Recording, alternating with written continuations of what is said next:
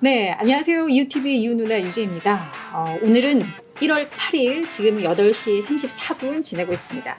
저희가 사실 월요일은 라이브를 뺐어요. 그죠? 그래서 이미 지난 금요일 거를 브리핑하는 게 큰 의미가 없어 보인다라고 해서 저희가 라이브는 좀 뺐는데 주말 사이에 너무 많은 일들이 있었습니다. 그래서 라이브는 아니지만 네, 저희가 다시 한번 좀 증시 정리를 좀 하고 그다음에 이번 주를 미리 좀 볼 수 있는 그런 특징주들을 좀 준비를 했습니다. 그래서 저희가 급하게 예정이 없게 저희가 또 영상물을 제작을 하게 됐는데요. 먼저 저희 증시부터 그럼 훑어보고 좀 가도록 하겠습니다. 지난주 금요일 날 1월 5일 미국 증시 3대 지수는 모두 강보합으로 마감을 했습니다. 다우존스 0.07, S&P 500 0.18, 나스닥 지수 0.09. 그러니까 사실은 그냥 보합이에요. 하지만 그래도 빨간불이기 때문에 이제 강보합으로 마감을 한 것인데, 다만 주간 기준으로 저희가 볼 필요가 있습니다. 지난주에는 저희가 계속 조정을 보였던 그런 느낌들이 많죠. 실질적으로 주간 지수로 보니까 다우가 0.6% 하락을 했습니다. 선전을 했어요. 이 정도면. S&P 500이 1.5, 나스닥 지수는 3.25%나 급락을 했습니다. 우리 일단 지지난주까지 9주 연속 랠리를 이어갔습니다. 3대 지수 모두 다요. 그래서 2004년 이후 최대 주간 랠리다, 최장 주간 랠리다, 이런 분석들이 있었는데 그런 만큼 부담은 쌓여가요. 그래서 조정이 나올 국면에서 조정이 나온 건 분명 맞습니다만 조정폭이 좀 컸죠.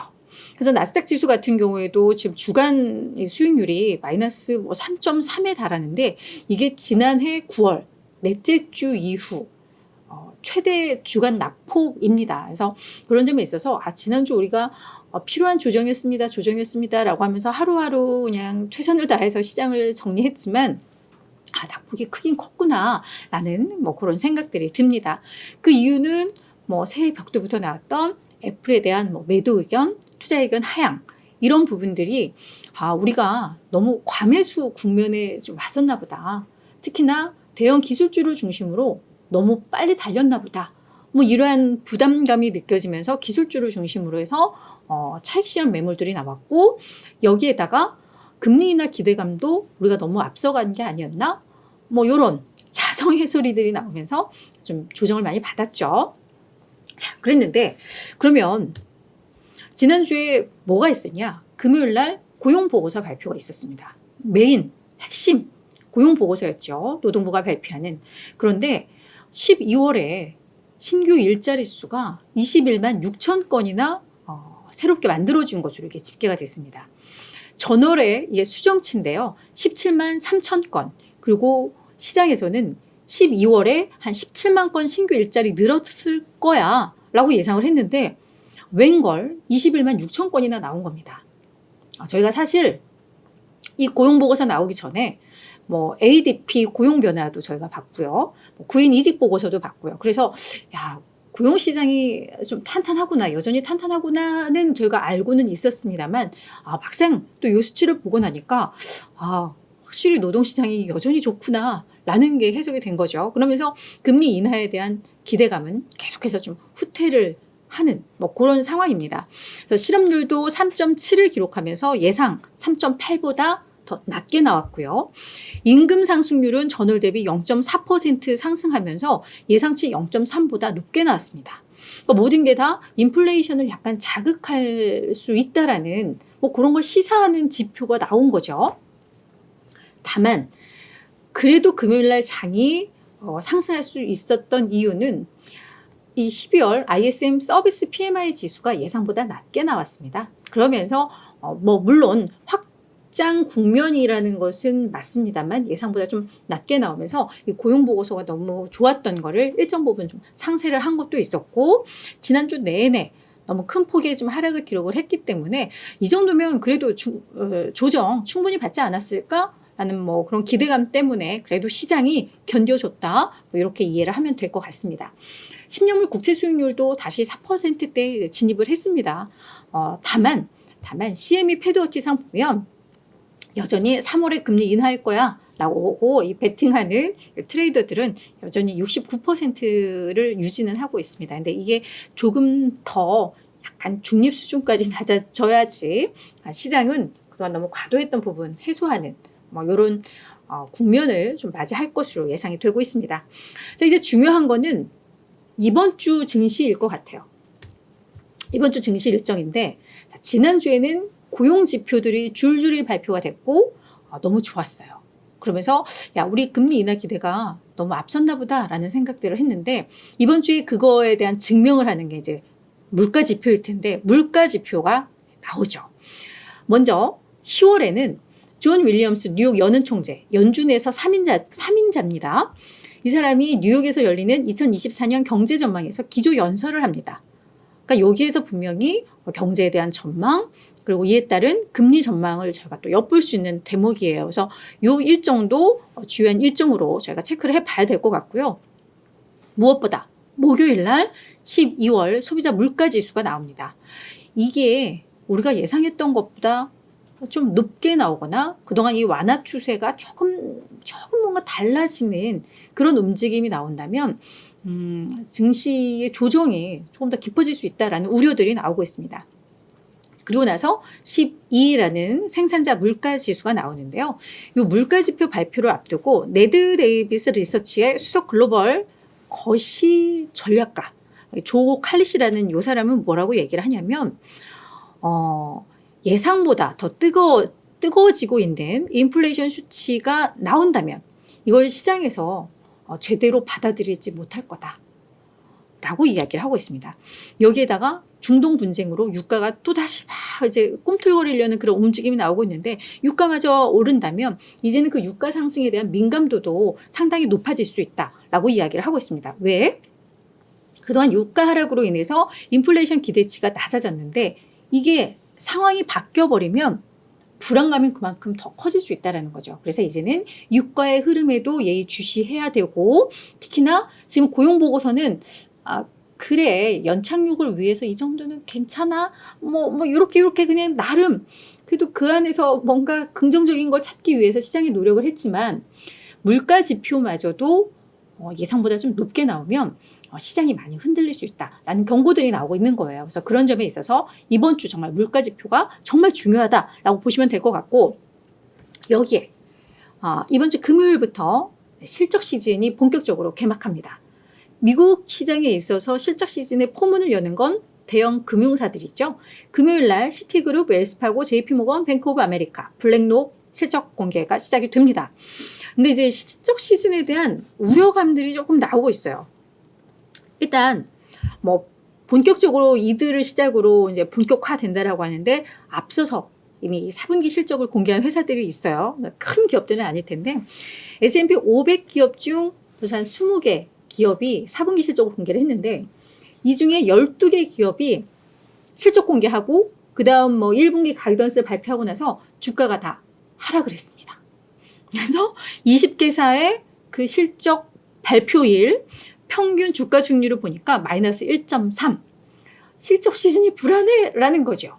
특히나 지금 소비 지출이 위축이 되고 있어요. 그래서 이 기업들이 그걸 이야기를 하면서 앞으로 우리가 매출에 대한 우려가 된다. 이런 류의 멘트들이 조금 있었는데 그렇게 되면 이번 실적 시즌 불안할 수 있다라는 얘기들이 좀 나와요. 그래서 특히나 요 대형 은행사들은 경제에 대한 본인들의 의견 뭐 이런 것들을 많이 얘기하기 때문에 이번 실적 시즌 어떻게 시작이 될지 이것도 상당한 관전 포인트입니다. 그래서 저희가 이번 주에는 많이 긴장을 해야 될 것 같고 특히나 저희가 예전에 산타랠리가 언제부터 언제까지인지 말씀드렸잖아요.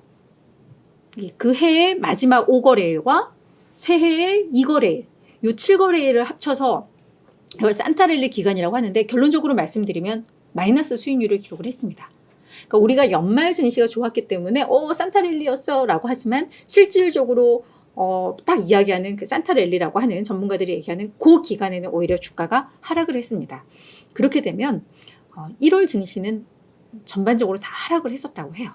그래서 이번 1월 증시에 대해서는 그런 불안감이 좀 있습니다. 그래서 저희가 그런 어떤 역사적인 기술적 흐름 이런 상태로도 약간 불안감을 안고 시작하는 1월 증시였고 여기에 이제 인플레에 대한 부담감들 그리고 금리 인하가 너무 앞서갔던 그 기대감이 앞서갔던 이런 것들을 이제 소화하는 과정이기 때문에 약간 저희가 몸을 잘 이렇게 움츠리고 있어야 할 그런 기간이다라는 거 다시 한번 좀 정리가 될 것 같습니다. 자, 이제 특징주 미리 보기입니다. 오늘은 대형주 3개 기업 가지고 나왔는데요. 뭐 금요일 날 이슈가 이미 공개된 이슈들도 있지만 주말 사이에 터진 이슈들이 있고 너무 큰 이슈들이라서 사실 이것 때문에 오늘 이 영상을 만들게 된 거거든요. 자, 먼저 애플부터 좀 보도록 하겠습니다. 애플은 지난주 금요일 날 뭐 0.4% 하락을 하기는 했는데 지금 기술주 조정의 원인 중 하나가 사실 애플이라고도 볼 수가 있을 것 같아요. 새해 딱 시작하자마자 바클레이즈가 1월 2일 날 목표 주가 뭐 아주 조금은 낮추긴 했습니다만 투자 의견 자체를 중립에서 시장 수익률 하회, 그러니까 매도로 낮춰버리면서 사실 이게 직격탄을 날렸고 그 다음에 D.A. 다비드슨에서도 보고서를 냈는데 중립으로 첫 의견을 냈습니다.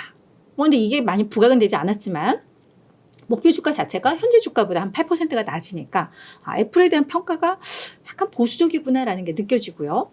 파이퍼 샌들러는 목표 주가 낮추면서 그동안 그러니까 비중을 확대해라 였는데 거기에서 중립으로 낮추면서 애플에 대해서 지금 월가가 약간 보수적으로 바뀌고 있다는 게 저희가 계속 반복적으로 확인이 됐었죠.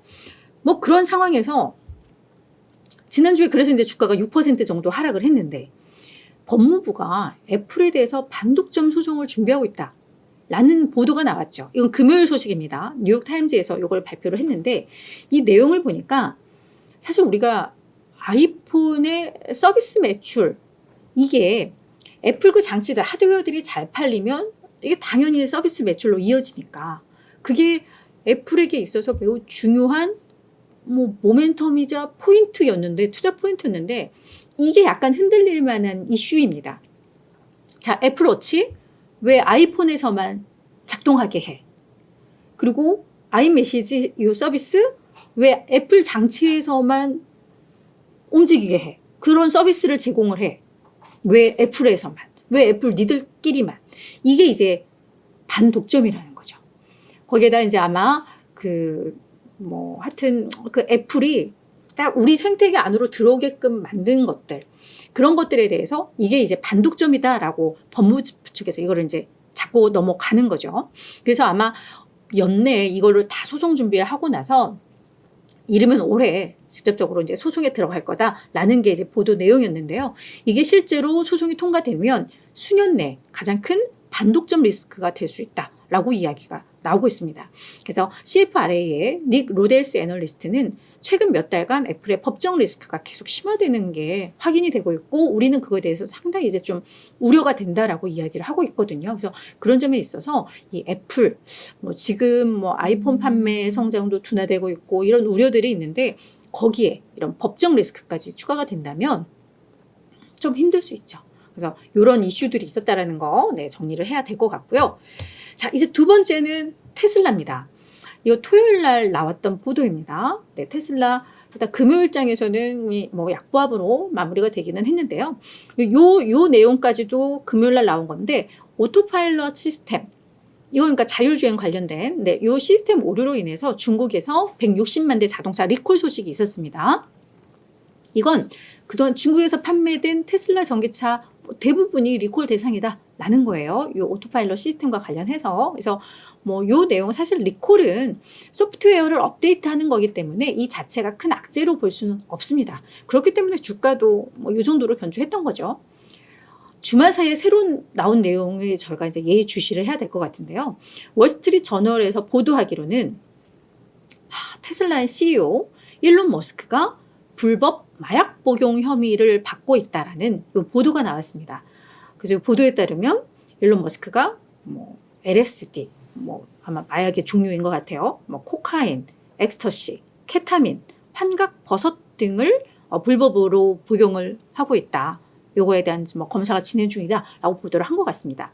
다만 이 머스크의 변호사인 알렉스 스피로는 스페이스X 때문에 정기적으로 무작위로 계속해서 요 테스트를 받았었는데 그 지금까지 통과 못한 적이 없어. 그래서 이거 잘못된 소식이야 라고 이야기는 했는데 그래서 일단은 그렇지만 불확실성, 왜냐하면 월스트리트저널도 그냥 말도 안 되는 그냥 보도는 하진 않았을 수 있거든요. 그래서 이 내용이 이제 불확실성으로 옮겨질 가능성이 있는데 외신에서는 확실히 이제 오너 리스크에 대한 불확실성이 또 커지고 있다라고는 이야기하고 있습니다.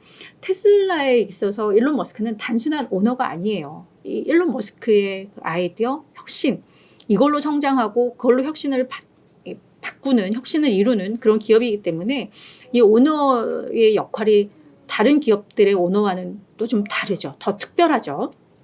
그래서 이 오너 리스크가 부각됐을 때 테슬라 주가 흐름들을 봤더니 처음에 이제 우리 트위터 인수할 거야 뭐 이런 얘기 나왔을 때부터 해서 그 당시 이제 요 인수까지 그러고 나서 테슬라 또 지분 팔고 뭐 요거 그러니까 그 기간 트위터 현재의 X 요거 인수하는 그 기간 동안의 주가 하락률이 60%였습니다. 물론 그때 기술주들의 흐름도 안 좋았어요. 나스닥 지수 자체도 22% 하락했기 때문에 이게 100% 오너 리스크라고 볼 수는 없지만 좀 과했던 부분, 일정 부분은 그 부분이 영향을 미쳤겠죠. 그 영향이 있고 그 다음에 반유대주의에 대한 트윗을 했을 때 그때도 한 10거래일간 테슬라 주가가 1% 하락을 했습니다. 아이 고작 뭐 이건 그냥도 빠질 수 그쵸. 다만 이제 나스닥 지수는 그 당시에 1% 상승을 했기 때문에 아마 이제 외신에서 그래도 이제 오너 리스크에 대한 흐름들을 보여주기 위해서 이런 것들을 정리를 했습니다만 확실히 오너 리스크가 부각되면 확실히 테슬라 주가는 악영향을 받더라라는 거죠. 그래서 이 불법 마약 복용 협의 이 부분도 아마 부담을 줄 수 있다라는 분석이 나오고 있는 상황인데 다만 웨드부시의 댄 아이브스는 이렇게 이야기를 했습니다. 주가 영향은 크진 않을 거야. 크진 않을 건데 전제 조건은 이게 사실이 아닐 때까지. 근데 이게 사실로 이어진다면 분명히 좀 악영향을 받을 수도 있겠지만 사실이 아닐 때까지 이게 뭔가 확정 뭐가 나오기 전까지는 주가의 영향 미미할 거다라고 이야기는 했습니다. 하지만 이게 사실로 전해지면 또 얘기가 달라진다는 거기 때문에 이거는 저희가 또 계속해서 업데이트되는 내용들을 봐야 할 이슈일 것 같습니다. 자, 세 번째는 보잉입니다. 그냥 사회면 기사 뭐 이걸로 이미 접하신 분들도 많을 텐데요. 보잉, 네, 글로벌 항공기 제조업체인데 이것도 토요일 날 발생한 건데요. 알래스카 항공에서 운행 중인 보잉 737 맥스 9 요 동체에서 구멍이 발생을 했다고 합니다. 여객기의 창문과 벽재가 뜯겨 나가면서 이 동체를 보면 그냥 구멍이 뻥 뚫려버린. 그래서 네, 이륙하자마자 바로 다시 비상 착륙을 했는데 다행히 뭐 사상자는 발생을 하질 않은 것 같아요. 그거는 정말 천만다행인데 이게 이제 문제가 뭐냐? 뭐 일단 요 동체에 구멍 발생하고 하니까 당연히 뭐 미국 항공 당국에서는 동일 기종에 대한 운항 전면 금지시키고 뭐 이거는 너무 당연한 거죠. 너무나 당연한 건데 어떤 트라우마를 건드리는 이슈가 될 수 있죠. 그래서 월요일 주가 흐름이 이제 부정적일 수 있는데 2019년에 737 맥스 그때는 이제 8이었습니다. 이 두 번의 추락 사고를 이제 연상케 한다라는 거죠. 요 9는 요 737 맥스는 8, 9, 10 기종인데 이 숫자가 커질수록 대형이고 90은 신 버전입니다. 최근에 만든. 근데 이제 이 9에서도 뭔가 종체가 뭐 창문이 뜯겨져 나가고 뭐 이러니까 야, 737 맥스 이 기종 자체가 뭔가 문제가 있는 거 아니야? 이게 안전한 거야? 라는 이제 걱정들이 나오기 시작을 했다라는 거죠. 게다가 예전에 그 두 번의 추락 사고로 연상케 한다라는 거죠. 그런 점에 있어서 이게 쉬운 이슈는 아닐 것 같아요. 그냥 쉽게 넘어갈 이슈는 아닌 것 같아요. 그래서 그때 두 번의 추락 사고 후에 거의 뭐 1년 반 동안 전 세계적으로 운항이 중단이 됐고 이 737 맥스는 보잉에게 있어서 정말 엄청난 캐시카우를 역할을 하고 정말 베스트셀러 기종이기도 하고 그런 점에 있어서 이번 이슈가 사상자는 내지 않았습니다만 그래도 자칫 또 큰 악재로 이어질 수 있다라는 이야기도 있습니다. 그래서 이게 월요일 주가에 어떤 영향을 미치게 될지 이게 하나의 또 관전 포인트가 될 것 같아요. 그래서 저희가 이번 주에 증시에 대해서 그리고 여러 대형주들의 흐름에 대해서 미리 이런 것들이 있다라는 걸 꼭 정리를 해드려야 될 것 같아서 급하게 또 말씀을 드렸습니다. 그래서 오늘 밤에 미국 증시 시작이 될 텐데 그때 이런 이슈들 기억하시면서 또 대응을 하신다면 또 도움이 될 것 같습니다. 네, 급하게 했는데 뭐 나쁘진 않은 것 같아요. 그죠? 그래서 저희가 월요일은 이렇게 약간 비정기적으로 어떤 큰 이슈들이 있을 때는 여러분들께 또 바로바로 이렇게 영상을 제작을 하든 또 라이브, 긴급 라이브를 열든 해서 이렇게 또 정리를 해드릴게요. 저희들의 애정 느껴지시나요? 네, 저희는 그럼 여기서 마무리 짓도록 하겠습니다. 내일 다시 찾아뵙겠습니다. 고맙습니다.